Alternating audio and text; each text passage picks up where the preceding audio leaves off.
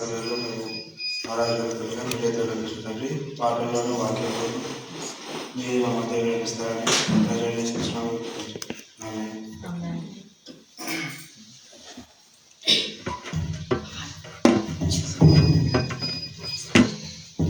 సుగుణాల సంపన్నుడా అందరం పాడము.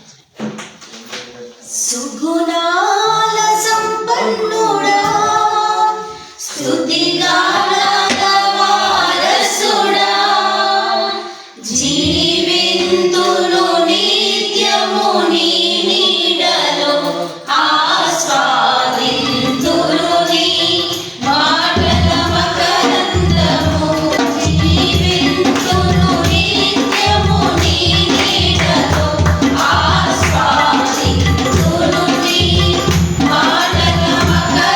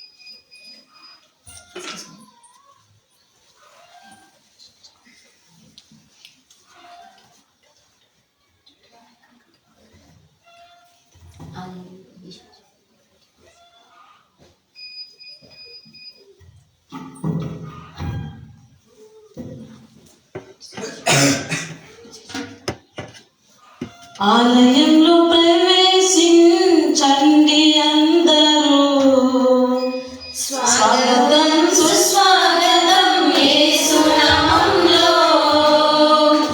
ఆలయంలో ప్రవేశించండి అందరూ, స్వాగతం సుస్వాగతం యేసు నామములో. మీ బ్రతుకులో పాపమా కలతలా, మీ హృదయంలో బాధలా కన్నీరా, మీ కన్నీరంతా తుడచివేయు రాజు యేసు కోసం. ఆలయంలో ప్రవేశించండి అందరూ, స్వాగతం సుస్వాగతం యేసు నామములో. ధ్యాన స్వభావమై వెదికే వారికంతా కనబడు దీపము యేసు రాజు మాటలే వినుట ధన్యము. వినుట వలన విశ్వాసం అధికమధికమై ఆత్మలో దాహము తీరెను. రండి ఆనందపడండి హల్లెలూయా. ఆలయంలో ప్రవేశించండి అందరూ, స్వాగతం సుస్వాగతం యేసు నామములో. యేసు మాటలే పెదవిలో మాటలై జీవ వృక్షముగా ఫలించాలని పెదవితో పలికెదం మంచి మాటలే. హృదయమంతా యేసు ప్రభుని ప్రేమ మాటలై నింపెదం నిండెదం కోరెదం పొందెదం ఆనందం హల్లెలూయా. ఆలయంలో ప్రవేశించండి అందరూ, స్వాగతం సుస్వాగతం యేసు నామములో. మీ బ్రతుకులో పాపమా కలతలా, మీ హృదయంలో బాధలా కన్నీరా, మీ కన్నీరంతా తుడచివేయు రాజు యేసు కోసం. ఆలయంలో ప్రవేశించండి అందరూ, స్వాగతం సుస్వాగతం యేసు నామములో. హల్లెలూయా.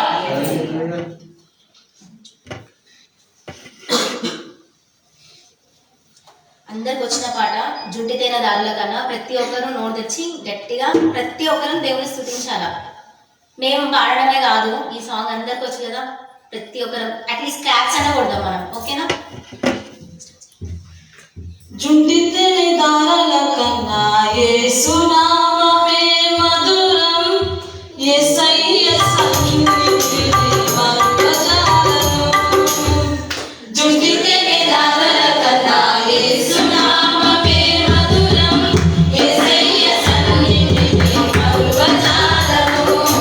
జీవితకాలమంతా ఆనందించెదా, యేసయ్యనే ఆరాధించెదా. జీవితకాలమంతా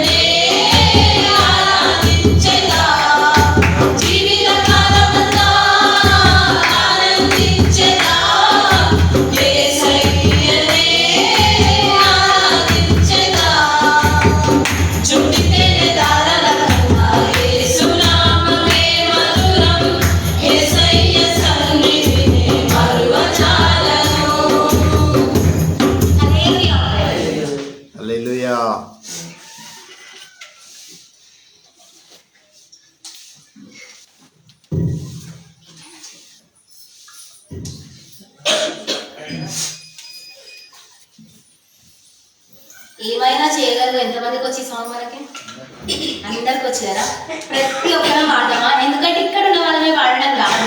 అందరం వచ్చినామంటే ప్రతి ఒక్కరం దేవుని స్థుతించాలి కదా.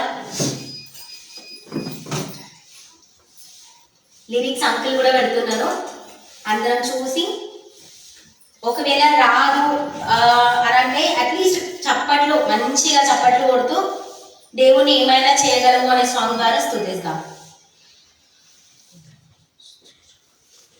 స్థిరపరచువాడవు, బలపరచువాడవు, పడిపోయిన చోటే నిలబెట్టువాడవు, కనపరచువాడవు, హెచ్చించువాడవు, మా పక్షము నిలచి జయమిచ్చువాడవు, స్థిరపరచువాడవు, బలపరచువాడవు, పడిపోయిన చోటే నిలబెట్టువాడవు, కనపరచువాడవు,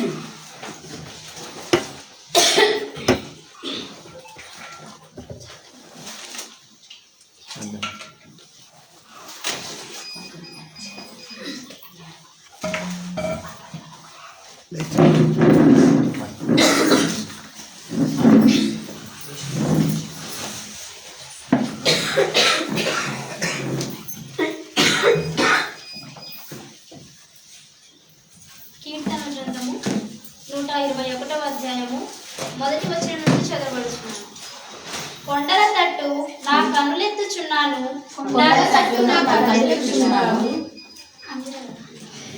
నాకు సహాయము ఎక్కడి నుండి వచ్చును?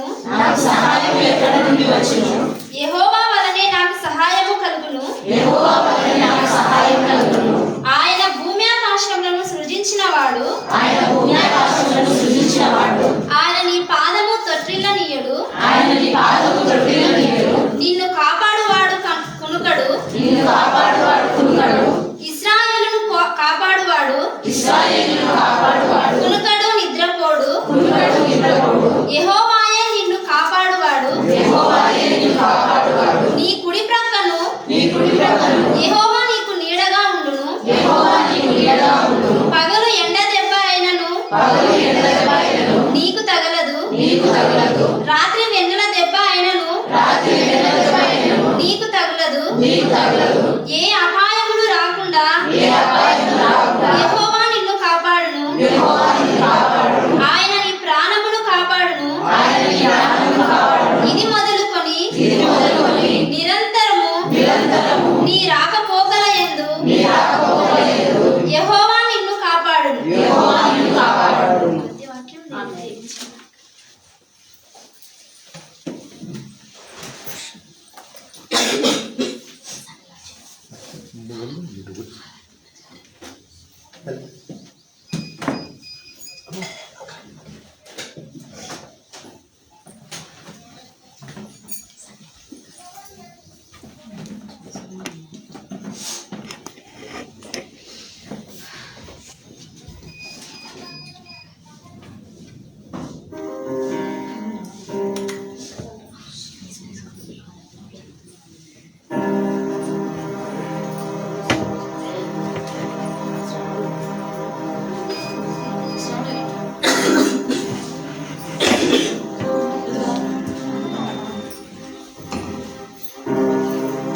అందరం కూడా తలలు ఉంచి మన చేతులు ఎత్తి మన పూర్ణ హృదయంలో మన పూర్ణ ఆత్మతో పూర్ణ బలముతో దేవుని స్తుతించుకుందాం. మరి ఆయన చేసిన కార్యములను జ్ఞాపకం తెచ్చుకుందాం. మరి గడిచిన కాలం అంతా కూడా ఆయన చేసిన కార్యములు, ఆయన యొక్క కృపలు మనల్ని కాపాడిన విధానాన్ని బట్టి ఆయన కృపకై వందనాలు చెల్లిద్దాం. ఆయన కనికరాన్ని బట్టి వందనాలు చెల్లిద్దాం. మరి నిజంగా ఎంతో మందిగా చేతులుగా ఈరోజు చూడలేక గతించిపోయి ఉన్నారు. కానీ ఈరోజు మరి ఆయన సన్నిధిలో కూడుకొని మరి ఆయనను ఆరాధించటకు ఆయన మనకి ఇచ్చిన గొప్ప భాగ్యాన్ని బట్టి మనం దేవుని వందనాలు చెల్లిద్దాం. యేసయ్యా మీకు వందనాలు చెల్లిద్దాం. పరిశుద్ధాత్మ దేవా మీకు వందనాలు. మీరు నిత్యం మాతో నుండి మాలో నుండి ప్రభువా మీరు మమ్మల్ని నడిపిస్తున్న విధానాన్ని బట్టి వందనాలు అని చెప్తాం. ఓ తండ్రి దేవా మీకే వందనాలు. Oh yes Lord Father we thank you Lord. యేసయ్యా మీకు వందనాలయ్యా. పరిశుద్ధాత్మ దేవా మీకే వందనాలయ్యా. తండ్రి దేవా మీకే వందనాలయ్యా. ప్రభువా మీరు మా మధ్యలో ఉన్నందుకే వందనాలయ్యా. O we worship thy name O God. You are worthy to be praised O God. ప్రభువా నీ యొక్క నామాన్ని బట్టి మేము సన్నతిస్తున్నామయ్యా. ఎల్ షడ్డాయ్ వై ఎల్లప్పుడూ మమ్మల్ని చూస్తున్న వాడా మీకే వందనాలయ్యా. ఎబినీజర్ వై ఉన్నవాడా మాకు వందనాలయ్యా. మీకే వందనాలు. యెహోవా షాబాత్ వై ప్రభువా మమ్మల్ని ఎన్నడూ విడువక ఎడబాయక ప్రభువా నీకు దక్షిణ హస్తముతో మమ్మల్ని పట్టుకుని ప్రభువా మమ్మల్ని నడిపిస్తున్నందుకే వందనాలయ్యా. మీకే వందనాలయ్యా. ప్రభువా మమ్మల్ని కాపాడుచున్నందుకే వందనాలయ్యా. యూదా గోత్రపు సింహమా మీకే వందనాలు. వందనాలు. Thank you Lord. Hallelujah hallelujah hallelujah.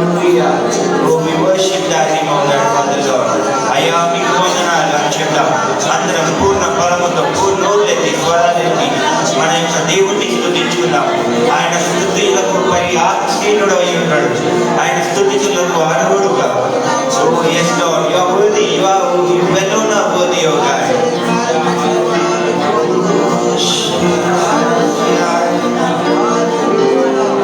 We thank you, Father Lord. Yes, Master. Thank you, Lord. Thank you, Lord. Thank you, Lord. Thank you, Lord.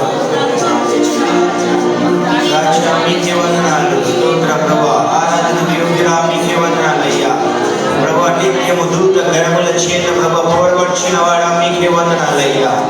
O L షదాయ్, we thank you, we thank you, we thank you, we thank you, we thank you, Lord.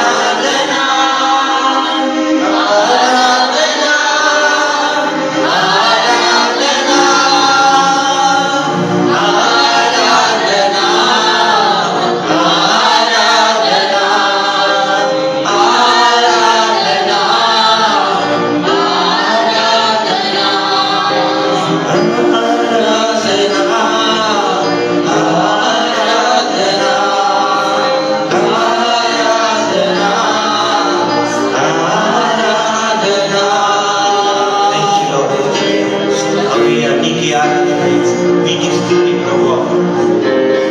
Thank you Lord Father. యేసయ్యా మీకు వందనాలు ప్రభు. ఆరాధనకు యోగ్యుడా మీకు వందనాలయ్యా ప్రభు. నా ప్రాణప్రియుడా యేసయ్యా మీకే ఆరాధనయ్యా. మమ్మల్ని కన్న తండ్రి మీకే ఆరాధనయ్యా ప్రభు. బలవంతుడా చిరశీలుడా మీకే వందనాలయ్యా ప్రభు. మృత్యుంజయుడా జీవనదాత మీకే వందనాలయ్యా. మీకే స్తోత్రం ప్రభు. ప్రభు నీవు ఉన్నవాడవు అనువాడవయ్యా మీకే వందనాలు స్తోత్రం ప్రభు. సృష్టికర్తమైన దేవా మీకే వందనాలయ్యా. సజీవుడా మీకే వందనాలయ్యా. మా కొరకు శిలువల మరణించి తిరిగి లేచిన వాడా మీకే వందనాలయ్యా. మీకే వందనాలయ్యా ప్రభు. మిమ్మల్ని స్తుతించడం మాకు ఎంతో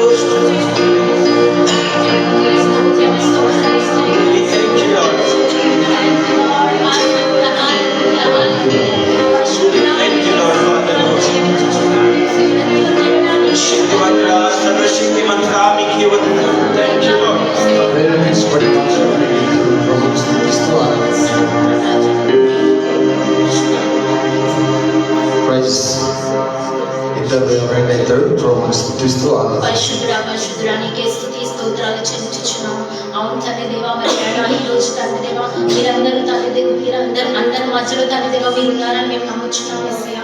అవును తండ్రి దేవా, ఇంకా నేను మమ్మలను తండ్రి దేవా ఈ విధంగా మీరు ఏర్పరచుకున్న విధానానికి మీకే స్తోత్రాలు చెల్లించుచున్నాం. ఈ పాటల ద్వారా తండ్రి, ఆరాధన ద్వారా తండ్రి కేవలం మీరు మాత్రమే మహిమ పొందాలని నమ్ముచున్నాం రాజా. అవును తండ్రి దేవా, నేను తండ్రి దేవా మీరు మా మధ్యలో సంచారం చేస్తున్న విధానానికి మీకే స్తోత్రాలు చెల్లించుచున్నాం రాజా. పరిశుద్ధ ఆత్మగా నీకే వందనాలు చెల్లించుచున్నాము.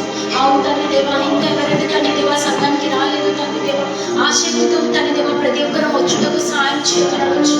అవును తండ్రి దేవా మేము తప్పిపోయాం, జారిపోయాం వేసి తండ్రి దేవా దయతో మమ్మల్ని క్షమించండి రాజా. మరి ఒకసారి తండ్రి దేవా నీ సన్నిధానంలో అందరినీ జ్ఞాపకం చేసుకోవాలని ఉంచున్నాం రాజా.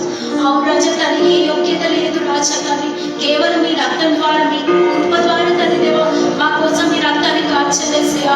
అందుకే మీకే స్తోత్రాలు చెల్లించుచున్నాము. Thank you mighty Lord. నీకే వందనాలు చెల్లించుచున్నాము రాజా.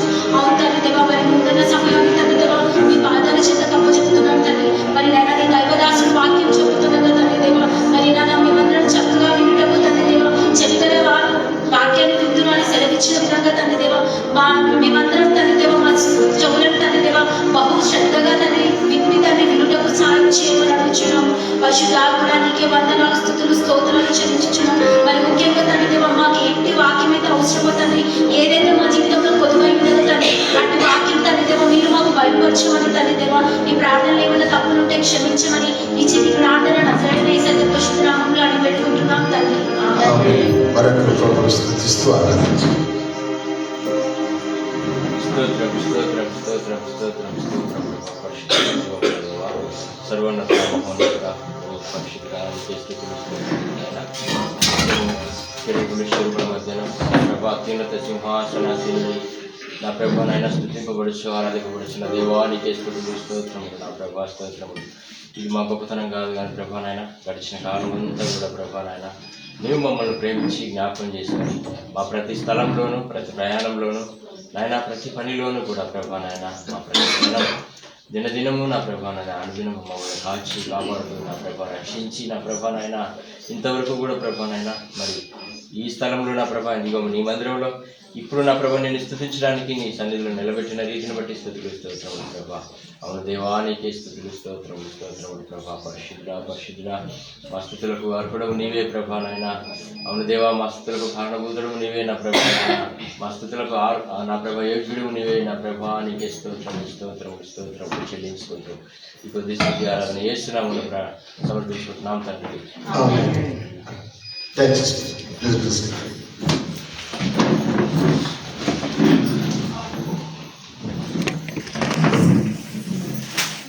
మన ప్రభువును రక్షకుడైన యేసుక్రీస్తు ఉన్నతమైన నామములో మీ అందరికీ ఉదయకాల శుభములు తెలియజేస్తూ ఉన్నాను. అద్భుతమైన ఆరాధన వినడానికి ప్రభు కృపణించాడు. వీళ్ళు చాలా చక్కగా పాటలు పాడారు. ఇలాగనే మనం ఇక ముందు కూడా కొనసాగుతూ ప్రభు సన్నిధానంలో ఆధ్యాత్మికంగా బలపడడానికి ప్రభు మనకు కృప దయచేయండి దాకా. మరి పాటలు పాడినటువంటి పిల్లలందరినీ కూడా అభినందిస్తూ ఉన్నాను. చాలా చక్కగా సిద్ధపాటు కలిగి ఉన్నారు. మరి ఈ మాసానికి ఒక ప్రత్యేకత ఉంది కదా. ఇప్పుడు 1వ తారీఖు ఆదివారం వస్తే 22వ తారీఖు మళ్ళీ ఆదివారం వస్తుంది. ఇప్పుడు మన సెకండ్ సండే ఉంటున్నాం. అలాగే ఒక లెక్కేసుకుంటూ వెళ్తే ఎవ్రీ వీక్ కరెక్ట్గా లైన్ ప్రకారం క్రమబద్ధంగా ఉంటుంది. 1, 2, 3, 4 అని చూసుకున్నప్పుడు మనకు 4 వారాలు, 4 ఆదివారాలు, 4 సోమవారాలు, 4 మంగళవారాలు, 4 బుధవారాలు, 4 గురువారాలు, 4 శుక్రవారాలు, 4 శనివారాలు. అంటే మాట చెప్పాలంటే టోటల్గా అన్ని 4, 4, 4, 4, 4 అలాగే వచ్చేసి, అలాగే ఈ మాసంలో మనకు ఉన్నది 28 రోజులు. 28 రోజుల్లో అప్పుడే 8 రోజులు అయిపోయాయి. అంటే ఈ రోజుతో 8వ రోజు. 8 days దేవుడు మహాకృప మనకు తోడుగా ఉన్నారు. ఆయన కృపలో మనల్ని జ్ఞాపకం చేసుకొని ఆయన మనకిచ్చినటువంటి చక్కని అవకాశం బట్టి దేవదేవునికి ధన్యవాదాలు చెల్లిస్తూ ఉన్నారు. మరి విదేశాల నుంచి కూడా చాలా మంది చూస్తూ ఉన్నారు. దాన్ని వాచింగ్ యూ. వాళ్ళు మనం చూస్తున్నప్పుడు వాళ్ళు మనకు మెసేజ్ చేస్తా ఉన్నారు. ఆ మెసేజ్ ఇప్పుడు మనకు కనెక్ట్ సౌండ్ వినిపిస్తా ఉంది. డాక్టర్ ఎరిక్సన్ గారు మనల్ని లైవ్లో చూస్తూ ఈ అమ్మాయిలందరూ పెళ్లిలో పాట పాడుతున్నారా అని అడిగారు. కాదండి, ఇది ఆదివారం ఆరాధనలో పాట పాడుతున్నారు. మరి వాళ్ళు ముసుగేందుకు తెలుసుకోలేదు అని అడిగారు. అంటే కొత్త కదండి, కాబట్టి ఇంకా అలవాటు చేయలేదని చెప్పారు. లేదు ఇలాగే బాగున్నారు, అలాగే పాడమని అని చెప్పేసి అడిగారు. సో కాబట్టి మీరు ఆ పాటలు పాడేటప్పుడు మీకోసం స్పెషల్ వెయిల్ నేను కూడా వస్తాను, కంగారే పడకండి. Okay, so will get you some veils and you can use it. Okay, మనము దైవవాక్యాన్ని మనం జ్ఞాపకం చేసుకున్నాం. షెపర్డ్ అంటే కాపరి. 23వ కీర్తన ఒకసారి మనం ఓపెన్ చేసి 23వ కీర్తన నుంచి ఒక మాట మనం చదువుకున్న తర్వాత మా వర్తమానాన్ని నేను ముందుకు కొనసాగిస్తాను. చూడండి, 23వ కీర్తనలో యెహోవా నా కాపరి, యెహోవా నా కాపరి, నాకు లేమి కలుగదు, నాకు లేమి కలగదు, పచ్చిక గల చోట్లను ఆయన నన్ను వరుంట చేయుచున్నాడు, శాంతికరమైన జలముల యొక్క నన్ను నడిపించుచున్నాడు, నా ప్రాణమునకు ఆయన సేద తీర్చుచున్నాడు, నా ప్రాణమునకు ఆయన సేద తీర్చుచున్నాడు, తన నామమును బట్టి నీతి మార్గములలో నన్ను నడిపించుచున్నాడు, గాఢాంధకారపు లోయలో నేను సంచరించినను ఏ అపాయములకు భయపడను, నీవు నాకు తోడయిందువు, నీ దుడ్డు కర్రయు నీ దండమును నన్ను ఆదరించును, నా శత్రువుల ఎదుట నీవు నాకు భోజనము సిద్ధపరచుదువు, నా గిన్నె నిండి పొల్లుచున్నది, నేను బ్రతుకు దినములన్నీ కృపాక్షేమములే నా వెంట వచ్చును, చిరకాలము యెహోవా మందిరములో నేను నివాసము చేసేదను. ఈ కీర్తన దావీదు మహారాజు రాశారు. ఈ కీర్తనలో నుంచి అనేక విషయాలు మనము ధ్యానం చేసుకున్నాం. అయితే నేను ఈ కీర్తనలో ఉన్నటువంటి ప్రతి విషయాన్ని ఇప్పుడు నేను మీకు వివరించుకుంటూ వెళ్ళను, కానీ ఇందులో ఉన్నటువంటి ప్రాముఖ్యమైనటువంటి కొన్ని సత్యాలు నేను మీతో ఈరోజు పంచుకోవాలనుకుంటున్నాను. సహజంగా గొర్రెల కాపర్లకి ఒక మంచి అలవాటు ఉంటుంది. ఏంటి అలవాటు అంటే, ఆ గొర్రెల్ని అలాగా తోడుకొని వెళ్ళినప్పుడు ఒక్క రోజుతో వాళ్ళు ఇంటికి వచ్చేది. They won't come by one day కదా, క్షమించాలి. వాళ్ళు ప్రయాణం చేస్తున్నప్పుడు ఒక్కరోజే ఇంటికి వచ్చేది. ఎందుకని? ఆ గొర్రెలు తీసుకొని అలాగా ప్రయాణం చేస్తూ కొన్ని వందల కిలోమీటర్లు కూడా అలాగే ప్రయాణం చేసుకుంటూ వెళ్ళిపోతారు. మనము యోసేపు యొక్క అన్నదమ్ముల గురించి మనం చూసినప్పుడు, యాకోబు కుమారులు 10 మంది తమ గొర్రెల మందలు తీసుకొని వాళ్ళు ప్రయాణం చేస్తూ వెళ్ళినప్పుడు నాన్నగారు అయినటువంటి యాకోబు యోసేపుకు రొట్టెలు మరి వాళ్ళకి కావాల్సినటువంటి వస్తువులన్నీ కూడా అతనికి ఇచ్చి ఏమంటాడు, నీవు వెళ్ళి మీ అన్నలు ఎక్కడ ఉన్నారో కనుక్కోమంటారు. సో ఆయన వార దినములు ప్రయాణం తర్వాత ఎవరు కనుక్కున్నాడు? తన సహోదరులను కనుక్కున్నాడు అని చెప్పి బైబిల్లో మనం చదువుకుంటాం. ఆ రోజు నుంచి ఈ రోజు వరకు అంటే ఇంచుమించుకు 4,000 సంవత్సరాలు మనం లెక్కేసుకుంటే 4,000 years. ఈ రోజుకి ఏమైనా మారిందా గొర్రెలు కాసే పద్ధతి? ఏం మారింది కదా. ఆ రోజు ఎలాగుందో ఈ రోజు కూడా అలాగే ఉంది. గొర్రెల మందలు ఇప్పుడు కొత్తగా షెడ్లేసి ఫామ్ షెపర్డింగ్ చేస్తున్నారు. ఫామ్ షెపర్డింగ్ గురించి నేను మాట్లాడట్లేదు, కానీ వాటిని మామూలుగా ఒక గొర్రెల కాపరి పెంచే పద్ధతిలో ఎలా పెంచుతారు అనే విషయాన్ని నేను మీతో మాట్లాడుతున్నాను.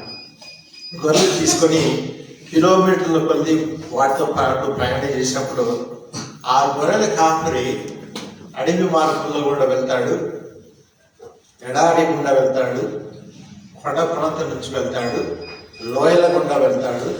అన్ని ప్రాంతాల నుంచి వెళ్తూ ఉన్నప్పుడు గొర్రెల కాపరి చేసేటువంటి పని ఏంటంటే తన గొర్రెల కోసము ఎప్పుడు కూడా సిద్ధంగా ఉంటాడు, అంటే అలర్ట్గా ఉంటాడు.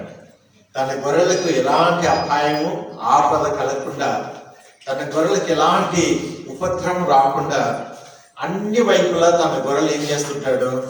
కాపాడడానికి ప్రయత్నము చేస్తూ ఉంటాడు. ఇలా గమనించుకుంటూ వెళ్తే గొర్రెలు కాపాడి ఏం చేస్తాడు? ఆ గొర్రెల మందలను కాచుకుంటూ వెళ్తున్నప్పుడు ఒకవేళ ఏదైనా ఒక గొర్రె దారి తప్పి పక్కకి వెళ్తే ఆ గొర్రెను మందలోకి కలపడానికి ప్రయత్నం చేస్తాడు. గొర్రెలన్నింటినీ కూడా సరైన మార్గంలో, సరైనటువంటి దిశలో వాటిని తీసుకుని వెళ్ళడానికి ప్రాముఖ్యంగా ప్రయత్నం చేస్తూ ఉంటాడు. అంతేకాకుండా ఇంకొక విషయం మనకు బాగా గమనించాల్సిన విషయం ఏంటంటే ఆ వెళ్తున్న మార్గంలో ఏదైనా గొర్రె ఒకవేళ పిల్లల్ని కంటే ఆ కన్న పిల్లలు ఉంటాయి కదా, ఆ చిన్న పిల్లల్ని, వాటిని తన భుజ మీద మోసుకుంటూ వెళ్తాడు. ఎన్ని కిలోమీటర్లు వెళ్తాడు? ఎక్కడ దాకా వెళ్తాడు అంటే తాను వెళ్ళేంత వరకు, అంటే తిరిగి ఇంటికి వచ్చాక ఆ చిన్న గొర్రె పిల్లల్ని మోసుకుంటూ వెళ్తాడు. సో ఈ will take care about everything.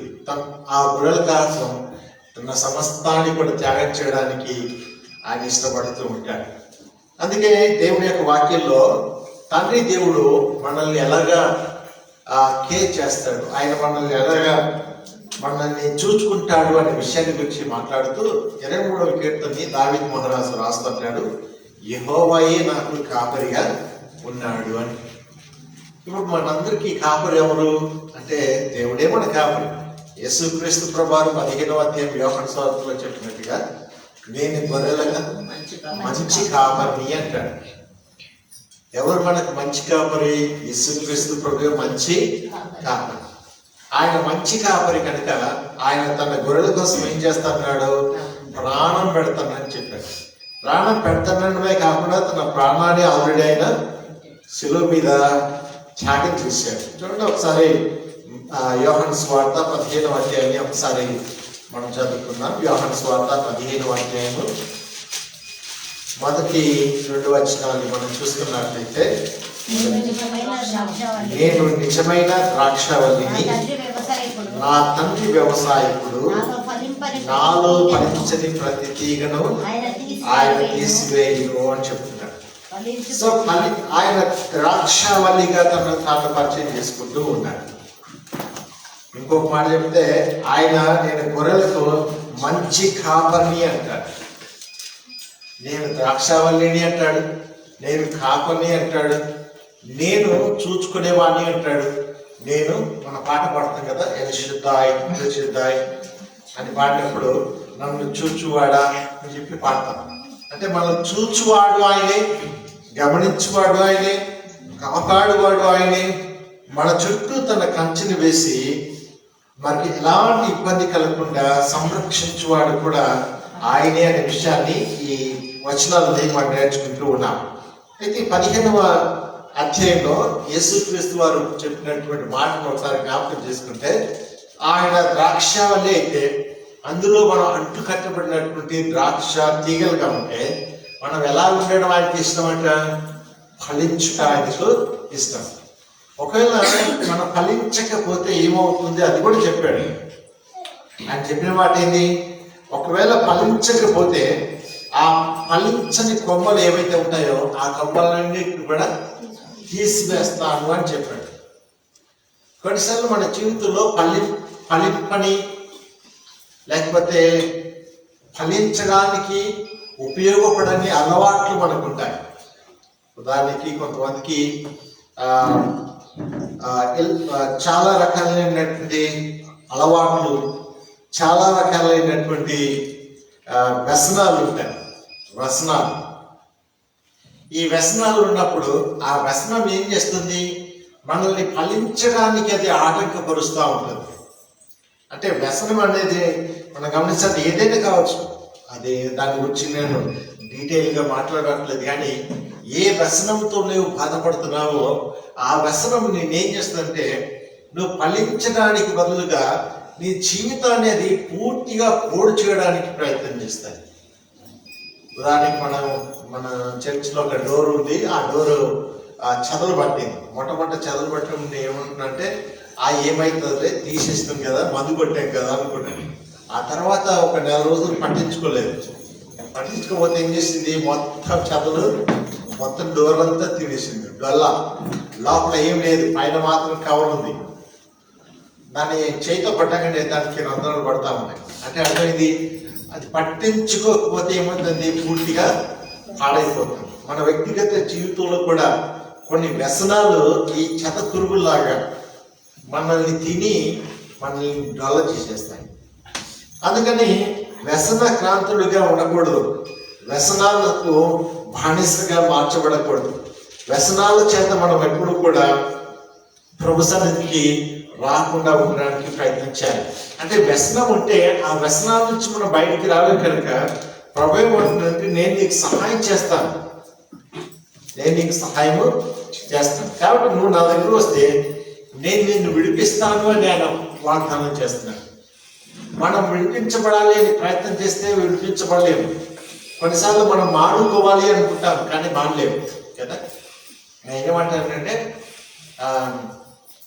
నేను తినడం మానేయాలి అనుకుంటే మానేస్తామా? మానం కదా. Eat again and again and again. అయితే నోటికి కళ్ళెం పెట్టుకోమంటాడు, కత్తి పెట్టుకోమంటాడు, గొంతుకు కత్తి పెట్టుకోమంటాడు. ఈ కత్తి ఎందుకు పెట్టుకోమంటాడు? ఎంత తినాలో అంతే తినాలి, అంతకు మించి తింటే ఆయాసం అయిపోయింది. కొన్ని వ్యసనాలు ఎలా ఉంటాయంటే చూడడానికి ముందు బాగుంటాయి, ఒక్కసారి ఎలా అనిపిస్తుంది, ఆ తర్వాత రాను రాను అది వ్యాపకం అయిపోతుంది. ఆ తర్వాత అది లేకపోతే నేను ఉండలేను అన్నంత పతనావస్థ మన జీవితాలకు వస్తుంది. అందుకే ఈ పతనావస్థలోనికి మనం వెళ్ళకూడదని చెప్పి ఆయన మనకి చెప్తున్నట్టే, నేను ద్రాక్షవల్లిని ఫలించని ప్రతి తీగను నేనేం చేస్తాను, తీసి పారవేతును, అవి కాల్చివేయబడతాయి అని చెప్పి ఆయన చెప్తున్నాడు. మరి 23వ కీర్తనలో చెప్పినప్పుడు 23వ కీర్తన 1వ వచనంలో మనం ఏం చదువుకుంటాము? యెహోవా నా కాపరి, నాకు ఏమి కలగదు అన్నాడు. ఏమి కలగదు అన్నప్పుడు హీ ఈస్ అవర్ ప్రొవైడర్ అనే విషయాన్ని మనం చూస్తూ ఉన్నాం. He will provide everything. ఆయన మన సమస్తాన్ని కూడా మనకు కావాల్సినవన్నీ కూడా సమకూర్చువాడుగా, మనకి ఏదైతే అవసరం ఉందో, ఏదైతే అక్కర కలిగి ఉన్నామో ఆ అక్కరలన్నీ కూడా సమకూర్చువాడుగా మనకు కనిపిస్తూ ఉన్నాయి. అందుకే ఏమంటాడు కీర్తనకారుడు, యెహోవా నా కాపరి కాబట్టి ఆయన నాకేం చేస్తాడు అంటే సమకూరుస్తాడు అని 2వ వచనంలో అంటాడు. చూడండి, సమకూర్చుతాడు. పచ్చిక గల చోట్లను ఆయన నన్ను పరుండ చేయును, శాంతికరమైన జలముల యొక్క నన్ను నడిపించున్నాడు. బాగా గమనించండి, గొర్రెలు తీసుకెళ్తున్న కాపరి వాటికి పచ్చిక కావాలి కనుక ఆ పచ్చిక వీళ్ళు ఎక్కడున్నాయో వెతుకుతాడు. వెతకడమే కాకుండా దానికి సమీపంగా నీళ్ళు ఉన్నాయో లేదో కూడా చూస్తాడు. ఎందుకని? పశువులకు తప్పకుండా ఏం కావాలి? నీటి వసతి కావాలి. మరి ఒకవేళ మనం గొర్రెలం అనుకుంటే మనకు కూడా నీళ్లు కావాలి కదా. మరి ఏ నీళ్ళు ఇస్తున్నాడు ఆయన మనకు అంటే వాక్యం అనే నీటి చేత ఆయన మనల్ని ఉదక స్నానం చేయిస్తున్నాడు. వాక్యమే మనకు నీళ్ళుగా ఉంది, వాక్యమే మనకు ఆహారంగా ఇవ్వబడుతూ ఉంది. కాబట్టి వాక్యాన్ని మనం తీసుకుంటున్నప్పుడు, త్రాగుతున్నప్పుడు, తింటున్నప్పుడు ఈ వాక్యాన్ని మనం సరిగా అర్థం చేసుకుంటే ఆధ్యాత్మికంగా ఫలించే వారిగా ఉంటాం. ఒకవేళ వాక్యాన్ని సరిగా నువ్వు అర్థం చేసుకుపోతే ఫలించడానికి బదులుగా ఫలాలు లేనటువంటి వ్యక్తిగా ఉండడానికి అవకాశము ఉంటుంది. అందుకే రెండో విషయాన్ని మనం గమనిస్తే ఆయన మనకు సమకూర్చువాడు, లేకపోతే ఆయన మనకు సమస్తాన్ని మనకు ఏది అక్కర కలిగి ఉన్నామో ఆ అక్కర తీర్చే దేవుడుగా ఉన్నాడు అనే విషయాన్ని మనం చూస్తాం. 40వ అధ్యాయము యెషయా గ్రంథము 40వ అధ్యాయం 11వ వచనాన్ని ఒకసారి చదువుకున్నాం. చూడండి, 40వ అధ్యాయము 11వ వచనం. గొర్రెల కాపరి వలె ఆయన తన మందను మేపును, తన బాహువుతో గొర్రె పిల్లలను కూర్చి రొమ్మున ఆడించుకొని మోయును, పాలిచ్చు వాటిని ఆయన మెల్లగా నడిపించును. గొర్రెల కాపరి ఎప్పుడు ఎలా ఉంటాడు? He will take care everything. Tenderness ఉంటుంది. అంటే ఆ గొర్రెలు వెళ్తున్నప్పుడు మెల్లగా నడిపిస్తాడు. ఎవరిని? పాలిచ్చేటువంటి, లేకపోతే ఈని కానిపోయినటువంటి ఆ గొర్రెలు ఏవైతే ఉంటాయో, ఈనిన గొర్రెలు ఏవైతే ఉంటాయో ఆ తల్లి గొర్రెను వేగంగా నడిపించకూడదు. ఎందుకని? దాన్ని మెల్లగా తీసుకుని వెళ్ళాలి. పిల్లలను తల్లి వెంట పంపించకూడదు. పిల్లలు ఏం చేయాలా? కాపుడు ఎత్తుకొని నడిపించవలసింది.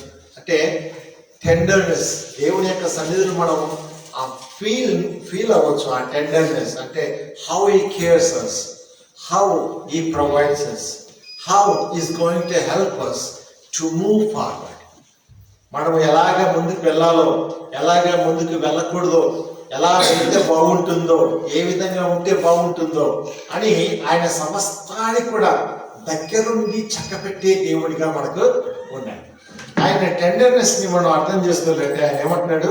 తన మందను మేపడమే కాకుండా తన బాహువుతో ఆ గొర్రె పిల్లలను ఏం చేస్తాడంట? రొమ్మున ఆడించుకొని.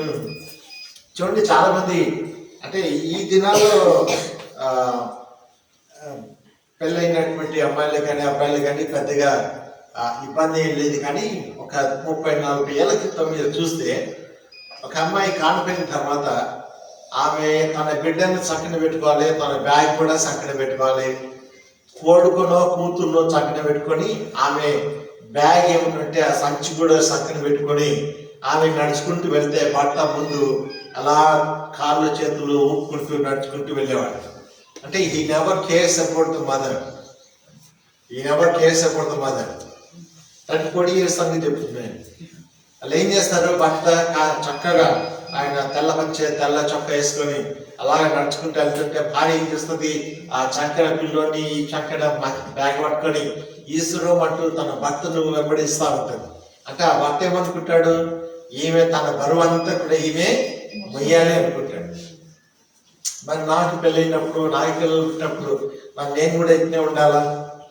నేను అలా ఉండకూడదు కదా. నేను నేర్చుకున్నాను బైబిల్ నుంచి. నేనేం నేర్చుకున్నా అంటే, పాసమ్మ గారు ముందుకెళ్తుంటుంది, వెనక లేని పిల్లలు ఎత్తుకొని ఈ పక్కన సంచి పట్టుకొని నేను వెనకలు వెళ్తుంటా.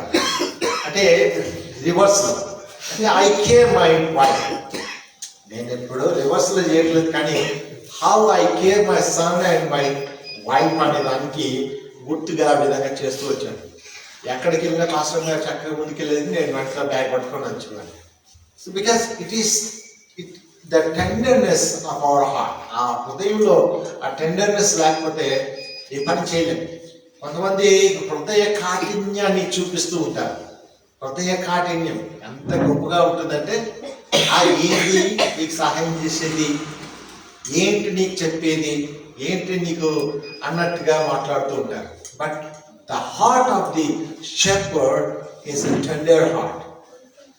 మరి ఒక గొర్రెల కాపరి యొక్క హృదయం ఎలా ఉంటుందంటే టెండర్ హార్ట్గా ఉంటుంది. ఒకసారి యోహాను సువార్త 10వ అధ్యాయం 1వ వచనం చదువుకున్నామా? యోహాను సువార్త 10వ అధ్యాయం. గొర్రెల దొడ్డిలో ద్వారమున ప్రవేశింపక వేరొక మార్గమున ఎక్కువాడు దొంగయు దోచుకునివాడు ఉన్నాడు. ఇక్కడ చూడండి, గమనించండి. ఈ గొర్రెల దొడ్డికి ఒక ద్వారం ఉంటుంది. ఆ ద్వారం నుండి వచ్చేవాడు ఎవరు? యజమాని.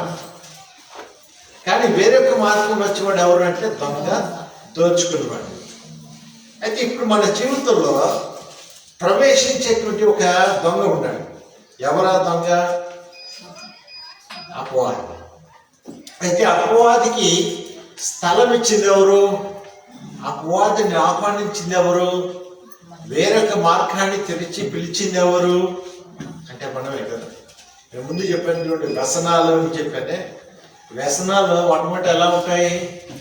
ఒకసారే కదా ఏమవుతుంది అని వదిలిపెట్టి దాన్ని వదిలిపెట్టి ఉండలేనంత స్థాయికి వచ్చేస్తారు.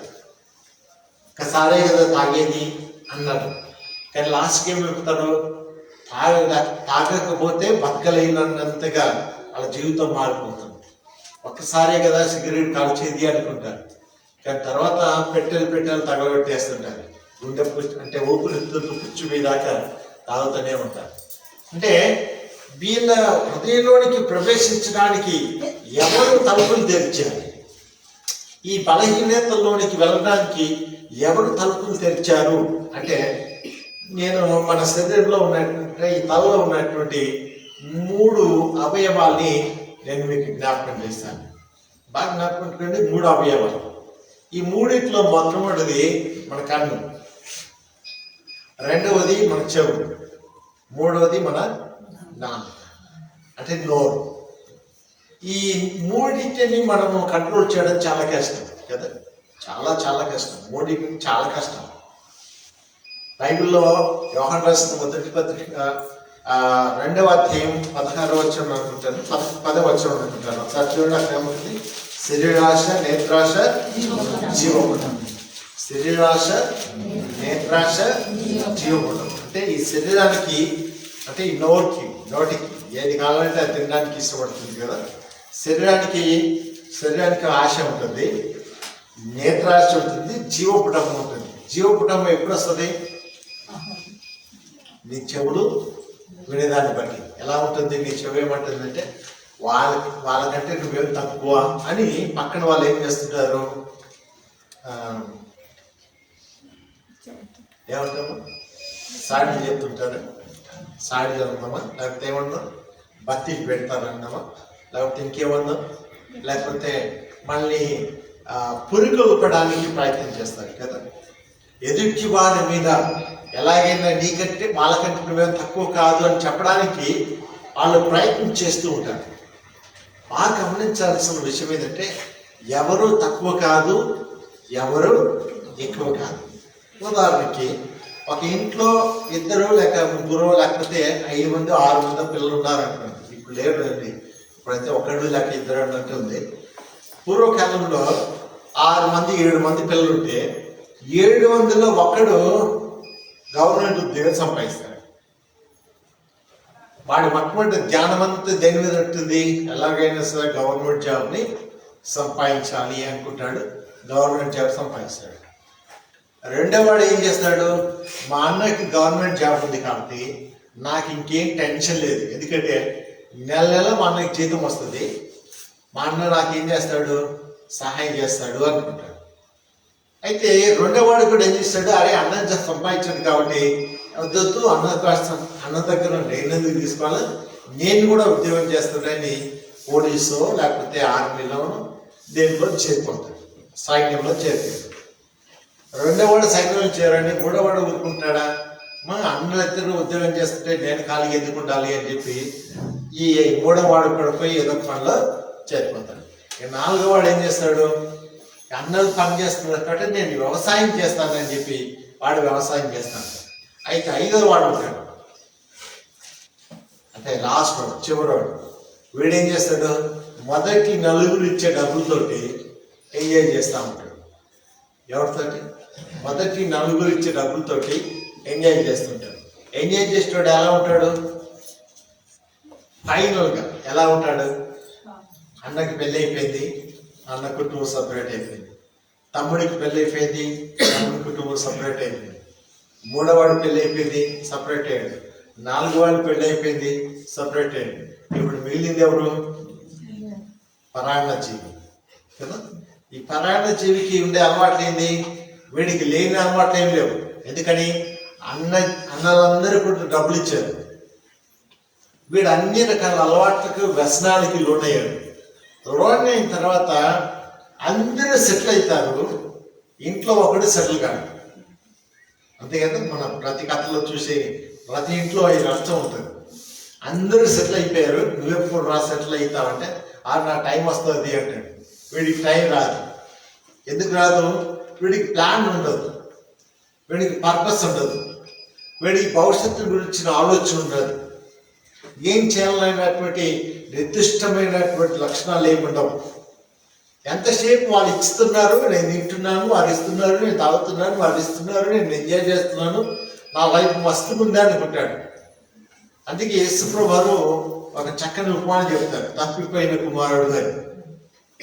తప్పైన కుమారుని అన్న చెడగొట్టల, నాన్న చెడగొట్టలేదు. ఎవరు చెడగొట్టారు? తనకు తానే చెడిపోయాడు. ఈ లాస్ట్ స్టాంప్ తనే తను పాడు చేస్తున్నాడు, తన ఆస్తిని పాడు చేస్తున్నాడు, తన స్నేహితుల వల్ల తన జీవితాన్ని పాడు చేస్తున్నాడు, వ్యసనాల వల్ల తన బ్రతుకుడు నాశనం చేసుకున్నాడు అని లేఖనాల నుంచి మనం నేర్చుకుంటున్నాం. ఈ రోజుల్లో మన ఇళ్లలో కూడా ఇలాంటి కొందరు ఉంటారు, సమ్మన్ లెఫ్ట్ ఓవర్. కానీ ఆ లెఫ్ట్ ఓవర్కి సహాయం చేయడానికి ప్రయత్నించాల్సిన బాధ్యత ఎవరైతే ముందున్నటువంటి వాళ్ళు. కానీ ముందున్న వాళ్ళు ఎంత సహాయం చేసినా అతను తీసుకోకపోతే అది వాళ్ళ బాధ్యత కాదు. కానీ ఈ టెండర్ హార్ట్ కలిగినటువంటి అన్నలు ఏం చేస్తారు? సహాయం చేయడానికి ప్రయత్నం చేస్తూ ఉంటారు. ఎప్పటిదాకా ప్రయత్నం చేస్తుంటారంటే, అన్నలు ఉన్నంతసేపు ఈ తమ్ముడేమనుకుంటాడంటే నాకు మా అన్నలు ఉన్నారు, నాకు ఏ దిగులేదు, ఎవడు సాయం చేసినా చేయకపోయినా అని అనుకుంటాడు. సడన్గా వాళ్ళలో వాళ్ళకి వ్యత్యాసాలు వచ్చి వాళ్ళు వేరువేరుగా వెళ్ళిపోయినప్పుడు సహాయం చేసేవాడు ఎవరు లేకపోతే అప్పుడు అంటాడు, అందరు ఉన్నారు కానీ నాకు ఎవడు సాయం చేయడు అని.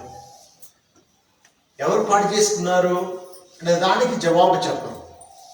ఇక్కడ చాలా మంది చేసేటువంటి తప్పు ఏంటంటే, తమ నైతికతను పతనం చేసుకున్న తర్వాత ఈ బాగుపడాలని కోరుకుంటాను. నేనేమంటున్నానంటే, నైతికతను పతనం చేసుకోక మునిపే నువ్వు బాగుపడడానికి ప్రయత్నం చేయి. Make a plan. ఉన్నప్పుడే, అంటే సమస్తము నీవు కలిగి ఉన్నప్పుడే నీ జీవితాన్ని కట్టుకోవడానికి ప్రయత్నించారు. కట్టుకోవడానికి ప్రయత్నించకుండా అన్నీ అయిపోయిన తర్వాత ఏదో సామెతం చూడండి, ఆయన ఏమన్నా చేతులు కావాలంటే ఆకులు పడుతున్నట్టుగా ఉంటే ఎలాగే చెప్పండి. కాబట్టి ఇక్కడ మన టెండర్ హార్ట్ ఏదైతుందో ఆ హార్ట్ని మిస్యూజ్ చేయకూడదు. దేవుడు మంచివాడు, దేవుడు వాడికి సహాయం చేస్తాడు. సహాయం చేస్తున్నాడు కదా అని చెప్పి మన ఇష్టం వచ్చినట్టుగా ముందు మనం ప్రవర్తించకూడదు. ఎందుకంటే ఆయన మనల్ని హెచ్చరిక చేస్తూ ఉంటాడు. తన మంచి మనసుతో ఆయన మనకు సహాయం చేస్తూ ఉంటాడు.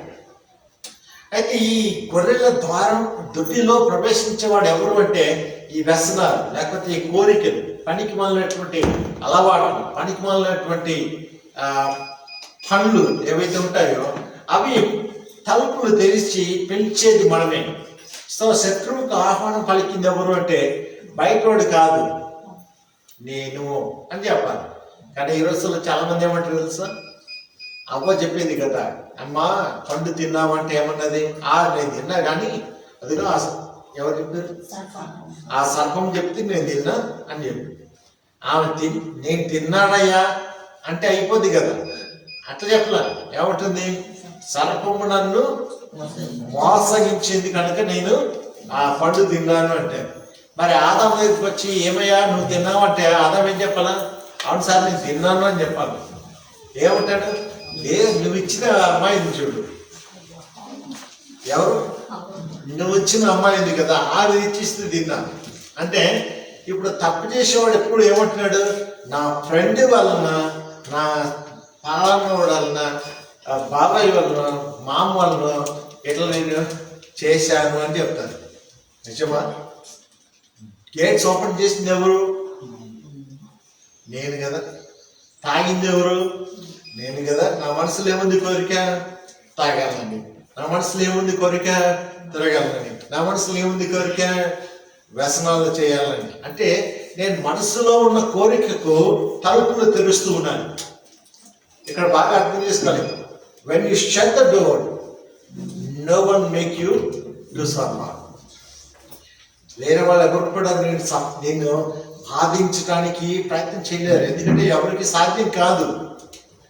నీ పాడు చేసుకునేది నిన్ను నువ్వే పాడు చేసుకుంటావు తప్ప ఎవరు నిన్ను పాడు చేయడానికి అవకాశము లేదు. కనుక ఈ సాక్రిఫైస్ అంటే ఇక్కడ చూడండి, మనం సాక్రిఫైస్ చేయాల్సి వస్తుంది. కొన్నిసార్లు స్నేహితులను వదిలిపెట్టాల్సి వస్తుంది. ఎందుకని? If they force you to do something which is not good for you, you need to avoid those kind of friendship. నీవు చేయకూడని పని చేయడానికి ఎవడైనా నిన్ను ప్రోత్సహిస్తే అలాంటి స్నేహితుని కలిగి ఉండడం కంటే అలాంటి స్నేహితుని విడిచిపెట్టుట మంచిది. ఒకటో కీర్తన ఏముంది? దుష్టుల ఆలోచనకు నడవక, పాపుల మార్గమందు నిలవక, అపహాసకులు చుట్టూ చూడడు కూర్చుండక అని చెప్పారు. అంటే 3 పనులు. దుష్టుడి యొక్క ఆలోచనకి చెవినియకూడదు, వాడు చెప్పేది వినకూడదు, వాడు కూర్చునే స్థలంలో కూర్చోకూడదు. అలా చేస్తే పాడైపోతుంది. కానీ మనకి ఇష్టమైంది ఏం చెప్పండి? అదే కదా. భలే ఉంటుంది, భలే సరదాగా ఉంటుంది. ప్రతిరోజు సాయంకాలం మన చర్చి ముందు నుంచి కొంచెం ముందుకెళ్తే ఒక కాలువ చెట్టు ఉంటుంది. ఆ సాయంకాలం పూట ఒక 4-5 పిల్లలు వచ్చి ఆడ కూర్చొని గంజాయి తాగుతూ ఉంటారు. వీళ్ళు గంజాయి తాగుతారని చెప్పేసి నేను కెమెరాలు పెట్టించాను.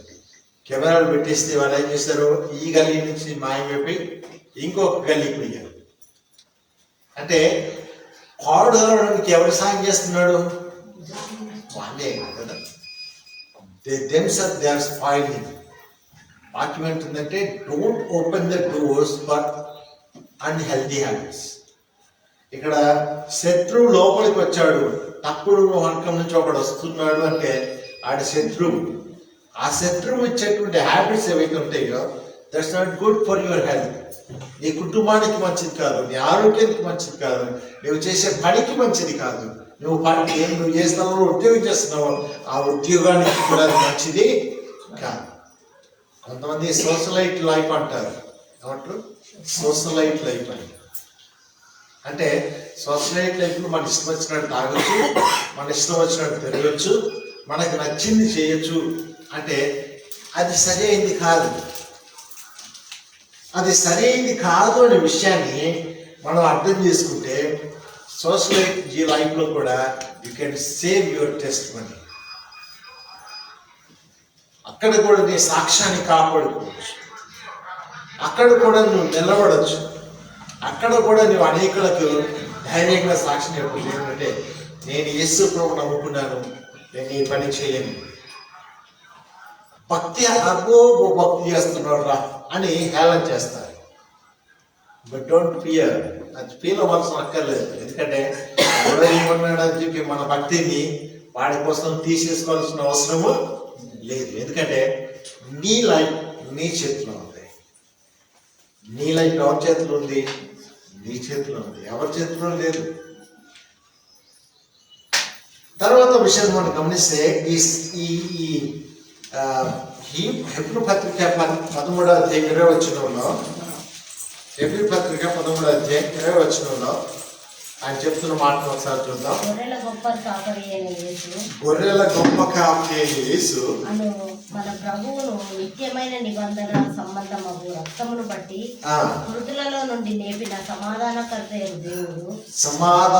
అయిన దేవుడు యేసుక్రీస్తు ద్వారా తన దృష్టికి అనుకూలమైనది మనలో జరిగించుచు ప్రతి మంచి విషయంలోనూ తన చిత్త ప్రకారం చేయుటకు మిమ్మల్ని సిద్ధపరచునుగాక. యేసుక్రీస్తుకు యుగయుగములకు మహిమ కలుగునుగాక. గమనించిన 20-21 వచ్చిన 2 కలిపి ఉంటాయి. ఇంగ్లీష్లో సపరేట్గా ఉంటుంది, బట్ తెలుగులో మళ్ళొకసారి చదువుకుందాం. గొర్రెల గొప్ప కాపరి అయిన యేసు అని మన ప్రభువును నిత్యమైన నిబంధన నిత్యమైన నిబంధన సంబంధముగా రక్తమును బట్టి మృతులలో నుండి లేపిన సమాధానకర్త అయిన దేవుడు యేసుక్రీస్తు ద్వారా తన దృష్టికి అనుకూలమైనది. ఎవరి దృష్టికి? దేవుని దృష్టికి అనుకూలమైనది మనలో జరిగించుచు. ఎవరు జరిగిస్తారంట? నీలో జరిగించాలనుకుంటున్నాడు. ఏం జరిగించాలనుకుంటున్నాడు? దేవుని దృష్టికి అనుకూలమైనది నీ మనస్సులో పెట్టాడు. కానీ నువ్వేం చేస్తున్నావు? మనసులో పెట్టిన మంచిదాన్ని పక్కన పెడుతున్నావు, మంచిదాన్ని పక్కన పెట్టి చెడ్డదాన్ని ఆపడిస్తా ఉన్నావు. మనకి ప్రాబ్లం ఎక్కడ వస్తుందంటే మనలో మంచి లేకపోవడం కాదు, మనమేం చెడ్డవాళ్ళం కాదు, మన పుట్టుకతో ఏమి మోసగాళ్ళం కాదు. We are not cheaters, we are not deceivers కదా. మన మోసగాళ్ళంత కంటే కాదు, మన పనికి వాళ్ళం అంతమంటే కాదు. కానీ మన లోపలికి ఆహ్వానించే ఆలోచనలు ఉంటాయి చూడండి. ఈ మధ్యకాలంలో ఉదయాన్నే లేచి కొన్ని ఆసనాలు వేస్తూ ఉంటారు కదా. ఆసనాలు వేస్తూ వాళ్ళు ఏమంటారు? నీ మనసు నెమ్మదిగా ఉండాలంటే లోపల ఉన్న థాట్స్ అన్నీ కూడా బయటికి తీసేసి మీరు హార్ట్ ఏం చేయాలా? ఎంప్టీ చేసుకోండి, అప్పుడు మీరు ఫుల్గా బాగైపోతారు అని చెప్తున్నారు యోగాసనాలు. చాలామంది క్రైస్తవులు కూడా ఏం చేస్తున్నారు? ఇది నమ్మి యోగాసనాల్లో ఈ యోగముద్ర ఆసనాలు వేస్తూ ఏం చేస్తున్నారు? మైండ్ అంతా కూడా ఎంప్టీ చేస్తూ ఉన్నారు. చేసిన తర్వాత ఆ 10 నిమిషాల్లో ఆ గంటను ఆ గంట సేపు యోగాభ్యాసం చేసిన తర్వాత బయటకు వచ్చిన తర్వాత మళ్ళీ ఏం చేస్తున్నారు? ఏం చేస్తుంది చెప్పాలి? ఒక కుక్కను పట్టుకొచ్చాడు, దాని తోకను సరి చేయాలని చెప్పి ఇంటి యజమాని ఏం చేశాడంటే కర్ర తీసుకున్నాడంట. ఇంత పద్ధతి తీసుకొని దాన్ని గురికొస్త కట్టి తోకకు కట్టేసి పెట్టాడంట. ఎందుకంటే తన తోక వంకరగా ఉంటుంది కాబట్టి ఎలాగైనా చక్కగా చేద్దామని ఆ తోకకు కర్ర కట్టాడంట. 1 రోజు 2 రోజులు కాదు, వారం రోజులు దాన్ని కట్టిన కట్టి పెట్టాడంట. ఆ వారం రోజులు తోక ఎలా ఉంది? చక్కగా ఉందంట. కర్ర కట్టాడు కదా, అందుకని అది చక్కగా ఉంది. అందుకనంత అనుకున్నాడు. వారం అయింది కాబట్టి తోక ఏమైపోయింది? ఇప్పుడు చక్క అయిపోయింది కాబట్టి ఇప్పుడు మనం ఏం చేద్దామంటే కట్లు ఇప్పేద్దామని కర్రకుండా తాళ్ళు ఇప్పేసినాడు. ఇప్పగానే తోక ఏం చేసింది? మళ్ళీ చక్కగా వంకరైందంట. అంటే మనం ఎంత మంచోళ్ళం అంటే అన్ని బాగున్నట్టే ఉంటాయి కానీ మళ్ళీ సడన్గా నైజం బయటకు వచ్చేస్తూ ఉంటుంది. Don't be fooled by your self. Don't be fooled by yourself. నిన్ను నీవు మోసం చేసుకోవడానికి ఎప్పుడు ప్రయత్నము చేయకూడదు. క్రీస్తులో నువ్వు ఫలించే వ్యక్తిగా ఉండాలి అంటే క్రీస్తు యొక్క స్వభావాన్ని నువ్వు కలిగి ఉండడానికి ప్రయత్నం చేయాలి. క్రీస్తు స్వభావం లేకుండా, క్రీస్తులో నువ్వు లేపబడకుండా, అంటే నువ్వు పాతవి గతించు. పౌలు గారు ఏమంటాడు? ఇదిగో సమస్తమును గతించాడు అంటే పాతవి గతించాడు. ఇక నేను కాదు, నేను క్రీస్తులో ఉన్నాను అంటాడు. అంటే నేను ఇప్పుడు ఎవరు అంటే నన్ను చూస్తే ఎవరు కనిపించాలా? యేసు ప్రభు కనిపించాలి. కానీ నన్ను చూస్తే యేసు ప్రభు కనిపించట్లా, నేనే కనిపిస్తున్నాను. అంటే అర్థమైంది, నేను క్రీస్తును పోలి నడుచుకోవట్లేదు. నేను క్రీస్తును పోలి నడుచుకోవట్లేదు. కానీ నేను ఎలా ఉన్నా అంటే నేనుగానే ఉంటూ ఉన్నాను. కానీ వాక్యం ఏంటుందంటే పౌలు అంటాడు, ఇదిగో పాతవి గతించను సమస్తమును నూతనమైనవి అన్నప్పుడు ఈ 13వ అధ్యాయం ఏమంటాడు? క్రీస్తు ద్వారా తన దృష్టికి అనుకూలమైన దానిని మనలో జరిగించుచు ప్రతి మంచి విషయంలోనూ తన చిత్త ప్రకారం చేయుటకు మిమ్మును సిద్ధపరచండి కాక. బాగా వినండి, మిమ్మల్ని దేనికోసం సిద్ధం చేస్తున్నాడు దేవుడు? Is preparing us for what? For every goodness. ఆయన సన్నిధిలో ఉన్నటువంటి సమస్త మంచిని మనం రిసీవ్ చేసుకోవడానికి ఆయన మనల్ని సిద్ధం చేస్తా ఉన్నాడు. మరి సిద్ధపడాలి కదా, సిద్ధపడాలి వద్దా? ఇప్పుడు ప్రయాణం చేయాలనుకోండి, బస్సు 5 గంటలకు 11 గంటలకు ఎక్కడ bus stand BN Reddy bus స్టాండ్లో 11 గంటలకు వస్తుందని చెప్పిండు. ఎవరు? మనం ఏదో ఒంగోలు బస్సులో లేకపోతే గిద్దలూరు బస్సులో లేకపోతే ఎర్రగొండపురం బస్సులో మాట్లాడుతున్నాం. అది కరెక్ట్గా 11 గంటలకు వస్తుందని చెప్పాడు. ఏం చేస్తారు? 11 గంటలకు వస్తా అంటే ఇంట్లో నుంచి 11 గంటలు వేస్తారా? ఏం చేస్తారు? ఇంట్లో నుంచి 10 గంటలకే రెడీ అయిపోయి బియ్యం రెడ్డి ఎంత దూరం? 2-3 కిలోమీటర్లు, అంతకంటే ఎక్కువ ఉండదు కదా. ఆడికి వచ్చి ఆ బస్సు వచ్చేదాకా టైంకి వెళ్ళి రోడ్డుకి వెళ్ళి, టైంకి వెళ్ళి రోడ్డుకి వెళ్ళి వచ్చే ప్రతి బస్సును చూసి ఏమనుకుంటాం? ఇది మన బస్సు అయినా, ఇది మన బస్సు అయినా అని అనుకుంటూ ఉంటాం కదా. కానీ మన బస్సు ఏమైతే ఒక్కసారి అక్కడ ఆలస్యంగా రావచ్చు, కొన్నిసార్లు ముందు కూడా రావచ్చు. అందుకని మనం ఏం చేస్తాం? ముందుగానే సిద్ధపడగలిగి.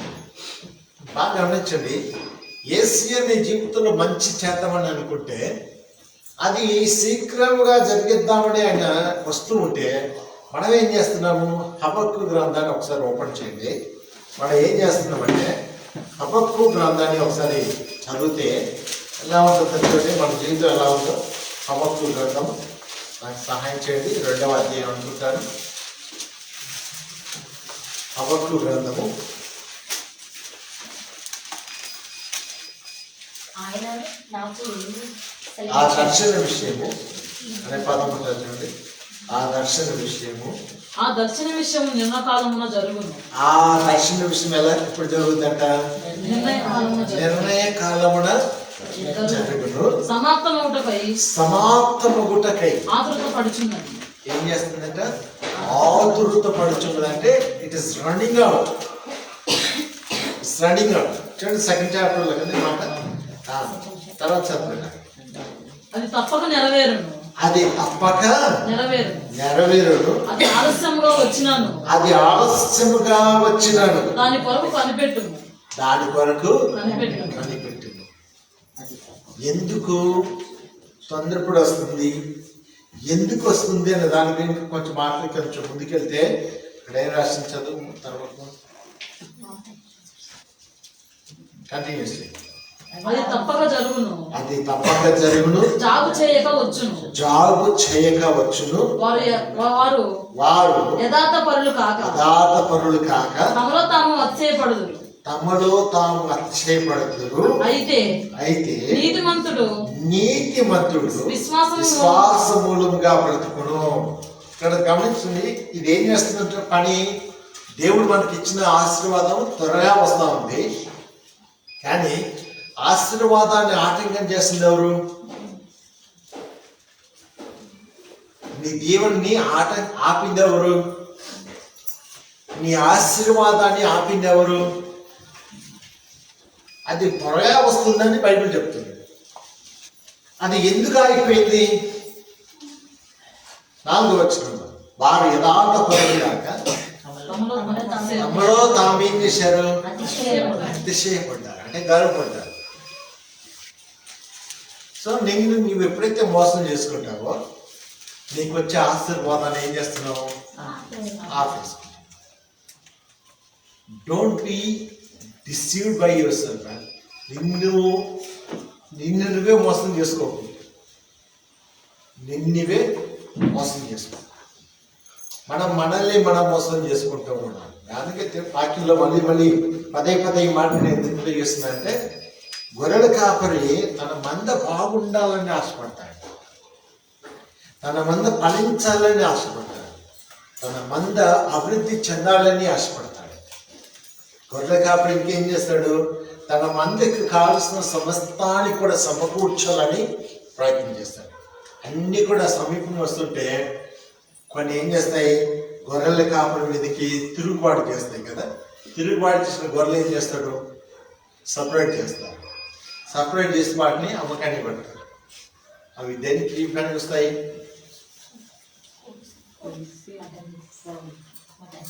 మఠానికే పనికి వస్తాయి. సో మనం మఠం కోసం కట్టదు, మనం ఫలించడం కోసం దేవుడు మనల్ని ఏర్పాటు చేశాడు. సో ఒక్క మాటను చూసుకొని మనం ముందుకు చేద్దాం. ఫస్ట్ పీటర్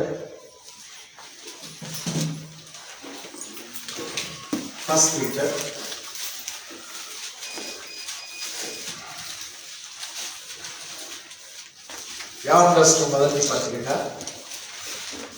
2వ అధ్యాయం 25వ వచనం. నిత్య జీవం అనుగ్రహించున్నది. నిత్య జీవం అనుగ్రహించున్నది ఆయన తానే మనకు చేసిన వాగ్దానం. ఒక నిమిషం. మొదటి పేతురు పత్రిక 2వ అధ్యాయం 25వ వచనం. మీరు గొర్రెల వలె దారి తప్పిపోతుంది, కానీ ఇప్పుడు మీ ఆత్మ కాపరియు అధ్యక్షుడైన ఆయన వైపునకు మళ్ళీ ఉన్నారు. మనం ఏమయ్యామంట? దారి తప్పి పోయాము. కాబట్టి ఇప్పుడు మనం ఏం చేద్దాం? మళ్ళీ దారిలోకి రావాలి. ఒకసారి 5వ అధ్యాయం 4వ వచనం చదువుతాం. ఇందులో ప్రధాన కాపుల ప్రత్యక్షమైనప్పుడు మీరు ఆడబారని మహిమా కిరీటము పొందుతుంది. అంటే కాపులు నేను ఏం చేద్దాం అనుకుంటున్నాడు? క్రౌన్ కదా, నీకు ఒక కిరీటాన్ని పెట్టడానికి ఇష్టపడుతున్నాడు. నీ దేవుడు నిన్ను కిరీటం పెట్టాలని అనుకుంటున్నాడు. అంటే కిరీటం ఎవరికి పెడతారు?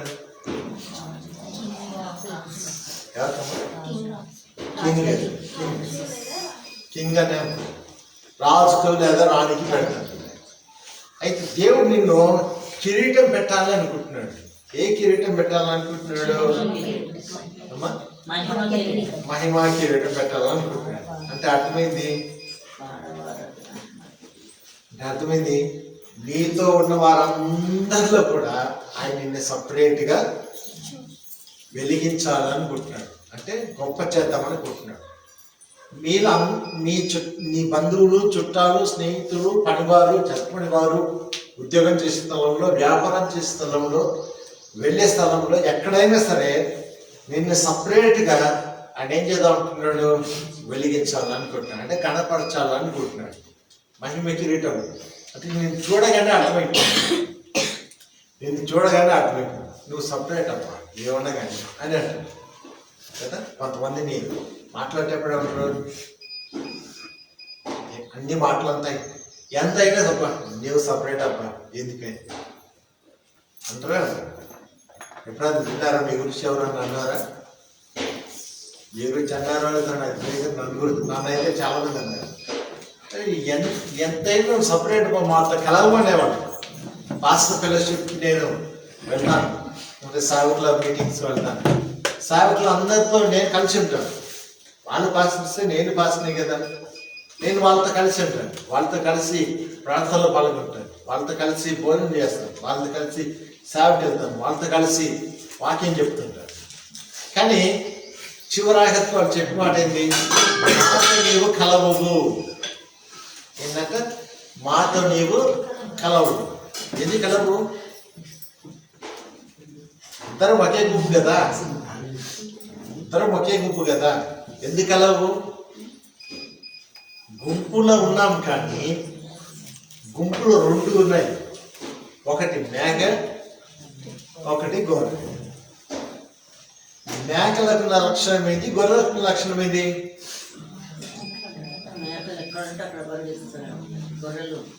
హలో, గొర్రెలకు మేకకున్న వ్యత్యాసం ఏంటి? డిసిప్లిన్ కదా. ఏంటా డిసిప్లిన్? మేకేమో గొర్రెల కాపురి చెప్పిన పని చేయదు.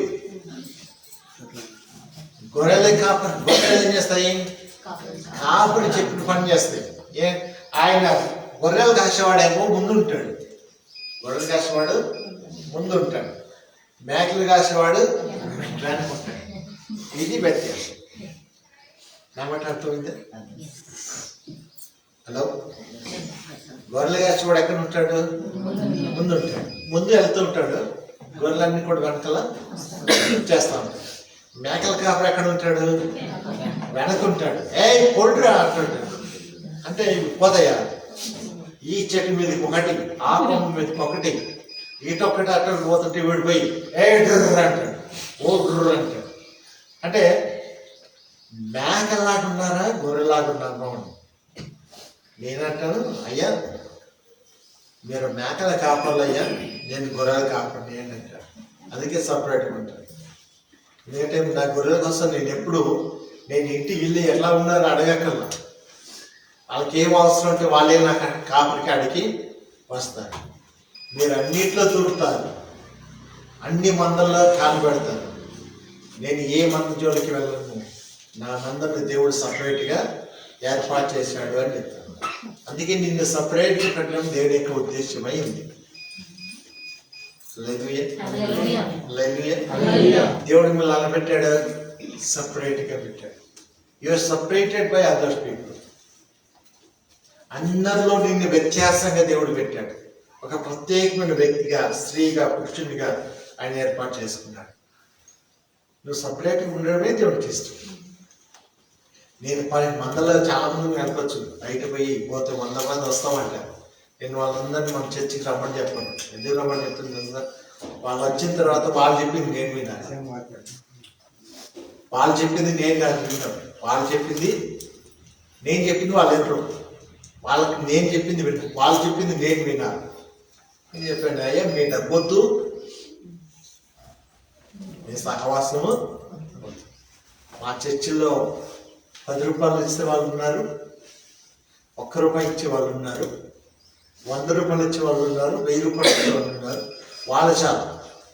కానీ నేను ఇచ్చే 10,000 నాకు వద్దు, నేను ఇచ్చే 1,00,000 కూడా నాకు వద్దని చెప్తాను.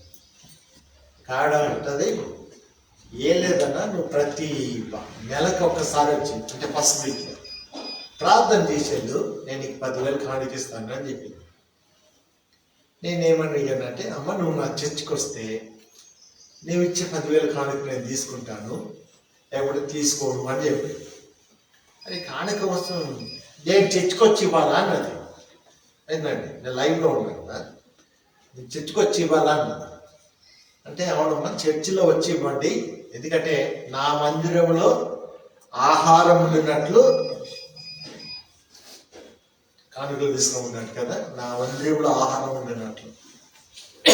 ఆ టైంలో ఈ చర్చి ఇలా లేదు, చాలా సింపుల్గా కింద కార్పెట్లు వేసుకొని ఇట్లా ఇంత డెకరేషన్ లేదు. 4 చాపలు, 4 కుర్చీలు వచ్చి చూసి, ఇలా చర్చిలో ఎవరు వస్తారయ్యా, అందుకే మీ చర్చికి రాను, నువ్వు ఇంటికి వచ్చి ప్రార్థన చేసుకోండి నేను చెప్తున్నాను. ఈ చర్చిని పెద్ద చేసే సమయం వచ్చినప్పుడు అది పెద్దగా అయింది, అందంగా డెకరేషన్ చేసినప్పుడు అదే డెకరేషన్ అయితే. ఇప్పుడు నాకేం తొందర ఏమీ లేదు, నీ 10,000 కానుకోవడం నాకేం అక్కర లేదని చెప్పాను. ఇంకొక పాస్టర్ వచ్చాడు, అక్కడ నేను వస్తాను, అక్కడ నాకు ఇచ్చి అన్నాడు. మంచిదని వదిలేసాను. నేనేమో హ్యాపీగా ఇప్పుడు దాకా ఆమె ఏ చర్చిలో కూడా స్థిరంగా లేదు. ఆ పాస్టర్ మోసం చేశాడు, ఈ పాస్టర్ మోసం చేశాడు, ఎప్పుడు కలిసినా ఇదే మాట చెప్తున్నాను. నేను నాకే నువ్వు అందరూ చెప్తున్నా చెప్పలేదంటే, నువ్వు ఎప్పుడైనా మోసం చేయడానికి అవకాశం వెళ్ళేది కదా అంటే, you are separated, you are separated. నువ్వు అందరిలోకి వెళ్ళడానికి దేవుడు నిన్ను ఏర్పాటు చేయలేదు. బాగా గుర్తుపెట్టుకో, you are chosen by God, you are separated by God. అందుకే మీ అంతా కూడా సపరేట్. చర్చికి వచ్చే వాళ్ళందరూ నాకు చాలా ఇష్టం. ఎందుకు ఇష్టం అంటే మీరంతా సపరేట్గా ఉంటారు, అందరిలాగా ఉంటారు. అందరిలాగా ఉండని వాళ్ళని నాకు పంపించాడు దేవుడు.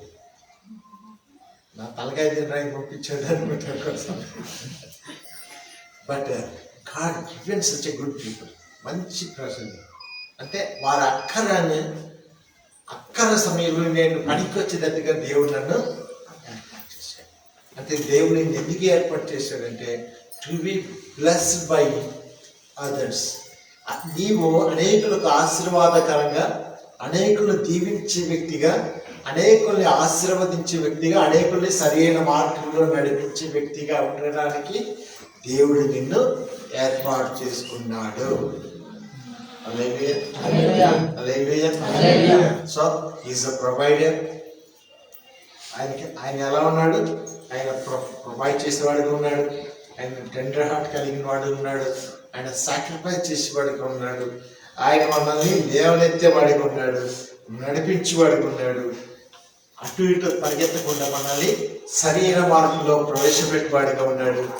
అంతేకాకుండా ఇప్పుడు ఆయన ఏం చేస్తున్నాడు? మనల్ని హెచ్చించాలనుకుంటున్నాడు, అంటే కిరీటం పెట్టాలనుకుంటున్నాడు. ఇప్పుడు చెప్పండి, నీకు కిరీటం కావాలి వద్దా? చాలా మంది చెప్తారంటే నాకు కావాలంటే మళ్ళీ ఏం చెప్తాడంటే లాస్ట్ గారు ఏమంటాడో ఎందుకు మౌనం ఉంటే అయిపోతుంది కదా అనుకుంటున్నాడు. దేవుడు నీకు కిరీటం ఇద్దామనుకుంటున్నాడు. అంటే ఈ want to raise you what about the work you do. నువ్వు ఏ పని చేస్తున్నావో ఆ పనిలో దేవుడు నిన్ను హెచ్చించబోతూ ఉన్నాడు. హల్లెలూయా, హల్లెలూయా. నీవు చేయు పని అంతట్లో కూడా ప్రభు నీకు తోడుగా ఉన్నాడు. ఆమేన్. ఇప్పుడు చెప్పండి, మన దేవుడు మనల్ని హెచ్చించువాడా తగ్గించువాడా? పాట పాడాం కదా, ఒకసారి ఆ పాట పాడతారా? హెచ్చించువాడు, స్థిరపరచువాడవు, బలపరచువాడవు, పడిపోయిన చోటే నిలబెట్టువాడవు, బలపరచువాడవు, రక్షించువాడవు, మా పక్షము నిలచి జయమిచ్చువాడవు, స్థిరపరచువాడవు, బలపరచువాడవు, పడిపోయిన చోటే నిలబెట్టువాడవు, బలపరచువాడవు, రక్షించువాడవు, ఏమైనా చేయగలవు, కల మొత్తం మార్చగలవు, నీ నామముకే మహిమంతా తెచ్చుకొందువు. ఏమైనా చేయగలవు, కథ మొత్తం మార్చగలవు, నీ నామముకే మహిమంతా తెచ్చుకొందువు. యేసయ్యా, యేసయ్యా, నీకే నీకే సాధ్యము. యేసయ్యా, యేసయ్యా, నీకే నీకే సాధ్యము. ఏమైనా కనపరచువాడు ఆయనే, స్థిరపరచువాడు ఆయనే, రక్షించువాడు ఆయనే, జయించువాడు కూడా. ఇప్పుడు చెప్పండి, నిన్ను హెచ్చించేది ఎవరు? జ్ఞాపన గణపరిచేది ఎవరు? మా అత్త నన్ను గణపరచట్లేదండి, మా మామ నన్ను గణపరచట్లేదండి, మా అమ్మ నన్ను గణపరచట్లేదండి, నా తోడి కూడా నన్ను గణపరచట్లేదండి. ఎవరు వాళ్ళు? వాళ్ళు కాదు కదా నేను గణపరిచేది. ఎవరు గణపరిచేది? కదా. హెచ్చించేది ఆయనే, గణపరిచేది ఆయనే, స్థిరపరిచేది ఆయనే, గణపరిచేది కూడా. ఏమైనా జరగచ్చు. ఎప్పుడు అంటే ఎప్పుడు నువ్వు అంగీకరిస్తే. బలవంతంగా దేవుడు ఏ అద్భుతం చేయడు. అని చెప్తున్నాడు, బలవంతంగా దేవుడు ఏ అద్భుతము చేయడు. నీవు అంగీకరిస్తేనే నీ జీవితంలో ఆయన అద్భుతాన్ని చేస్తాడు. ఇప్పుడు చెప్పండి, అంగీకరిస్తావా వదిలేస్తావా? నీ ఇష్టం. నేను ఎప్పుడు ఏం కోరుకుంటా అంటే, నా టైం వచ్చినప్పుడు నా జీవితంలో అద్భుతాన్ని చేసిన దేవుడు ఆయనే అని చెప్పి 32 సంవత్సరాలుగా పరిచయం చేస్తూ ఉన్నాను. ఇంతవరకు దేనికోసం చింతపడలేదు, ఇంతవరకు దేనికోసం చింతపడలేదు. ఇక ముందు కూడా చింత పడే అవకాశము లేదు. ఎందుకని సహాయం చేసే దేవుడు అనుకుంటే మనకి విరోధ దేవుడు. ప్రార్థన చేస్తాం, తల ఉంచండి. జీవాధిపతి స్తోత్రములు, ఇటువంటి వాక్యం దీవించండి, విశ్వాసాన్ని కాపాడండి, మా ఆలోచన స్థిరపరచండి. మీ వైపు చూసి మీ ముందు కొనసాగడానికి మీ కుమారుడు దయచేసి మహిమాకరంతో పొందమని మా సమస్తానికి తోడైన దేవునికి ధన్యవాదాలు చెల్లిస్తూ యేసుక్రీస్తు దివ్యనామమున ప్రార్థన చేసి పెట్టుకుంటున్నాం తండ్రి.